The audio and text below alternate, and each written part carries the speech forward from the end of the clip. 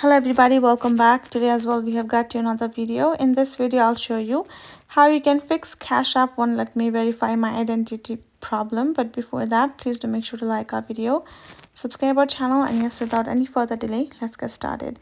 So for that, simply go ahead, open up your particular Cash App and then tap on this profile icon given on top right corner.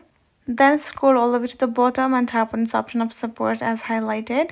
Then from over here, go ahead, tap on this option of Cash Card. Then again scroll down and tap on this option of contact support. Then tap on not about a transaction option. Now tap on this option of chat, and you will be able to chat to their official assistant for you to assist regarding issues of Cash App. And now you would let them know that Cash App is not letting me verify my identity. Please solve the issue, or what further can I do to remove it? Because unfortunately there is no other way to solve it. You have to contact Cash App support itself for you to solve the problem out. So hope this video helped. Thank you so much for watching, and I'll see you guys in our next video.